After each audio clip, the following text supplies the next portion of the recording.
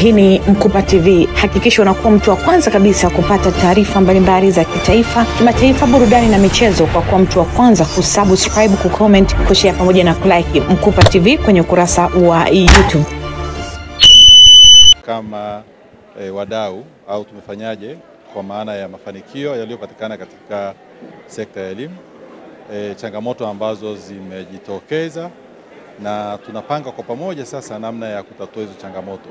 Kwa hiyo ni fursa ambayo serikali inakaa na wadau, inasikiliza maoni ya wadau ambao wako nje ya serikali, nini ambacho tumefanya vizuri katika elimu, nini ambacho hatujafanya vizuri, nini kifanyike, na tunakaa pamoja sasa kwa ajili ya kuweka mikakati ya pamoja namna ya kwenda mbele ili mwaka huu wa 2025 2026 wa fedha tukafanye mambo makubwa kwenye sekta ya elimu ili tutimize lile lengo la kuhakikisha kwamba elimu tunayotoa hapa nchini inamwezesha kijana kupata weledi, kupata ujuzi na kupata mtazamo sahihi utakaomwezesha kuwa shindani katika dunia hii ambayo inabadilika kwa kasi, kwa sababu tunafahamu sote kwa pamoja kwamba dunia inabadilika kwa kasi na teknolojia inaenda kwa kasi.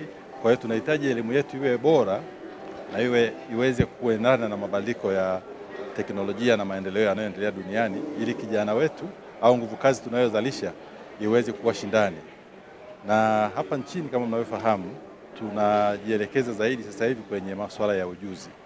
Na tumefanya mambo makubwa kama serikali, tumefanya mapitio ya sera na mapitio ya sera yameendana na kubadilisha mitaala. Sasa hivi tunatekeleza mitaala mipya kama ambavyo mmesikia. Sasa hivi elimu ya lazima inaenda kwa miaka 10, kwa maana ya kwamba mtoto akiingia darasa la kwanza atatoka form 4, na yote haya yana mahitaji ya ziada kwa maana ya rasilimali zinahitajika zaidi. Na kwa mfano ikifika mwaka 2028 tunakuwa na makundi mawili ambayo yataingia sekondari. Kuna wale ambao wamepita kwenye mtaala mpya ambapo ikifika mwaka 2028 watakuwa sasa ndo wanaingia form 1 kwa sababu wanasoma kwa miaka 6 peke yake primary. Lakini kuna wale ambao wamekuwa katika mfumo wa zamani wa miaka 7. Kwa hiyo wakifika 2028 wanaingia form 1. Kwa hiyo kuna makundi mawili ambayo tunaita double cohort ambayo yataingia kidato cha kwanza. Kwa hiyo maana yake ni nini? Tuna ongezeko la rasilimali, tuna ongezeko la miundombinu, na yote hii serikali haiwezi kufanya peke yake. Ndio maana tunaleta wadau wote kwa pamoja tuweze kutafakari namna ya kukabiliana na hiyo changamoto. Kwa hili ni jukwaa muhimu sana kwa serikali na kwa sekta ya elimu kwa ujumla wake, kwa sababu ni eneo ambalo wadau wanakaa kwa pamoja, wanashauriana kwa pamoja. Wadau wa sekta binafsi waweze kusema nini ambacho wanahitaji serikali ifanye ili kuboresha elimu. Wadau walio kwenye viwanda waweze kusema nini ambacho kinatakiwa kuboresha katika elimu ili nguvu kazi ambayo tunaizalisha iweze kuwa na weledi ambao unahitajika katika soko la ajira.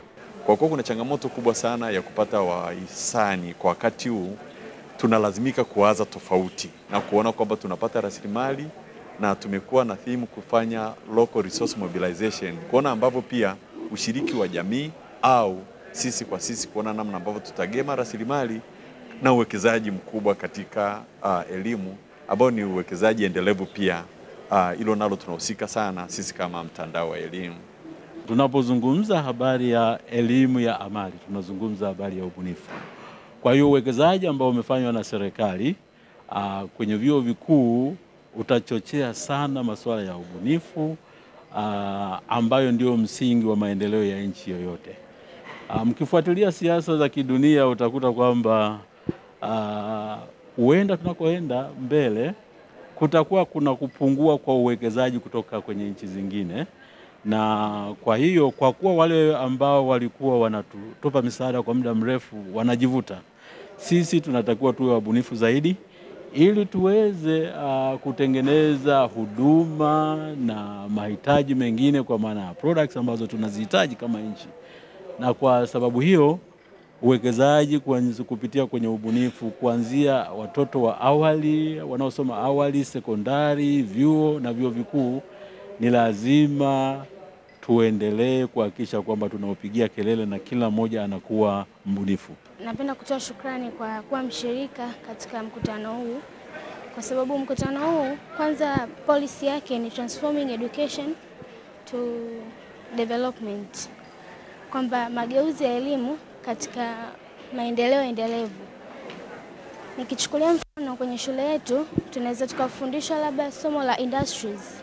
Industries tunasoma theory darasani, lakini unapoenda katika maisha yetu ya kawaida tunatumia practically.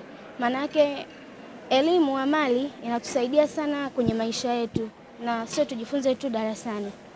Na elimu imekuwa mchango mkubwa sana kwetu sisi wanafunzi hasa, kwa sababu elimu hii ya elimu amali hasa inatusaidia ni kuapply kile tunachofundishwa darasani na kukiweka.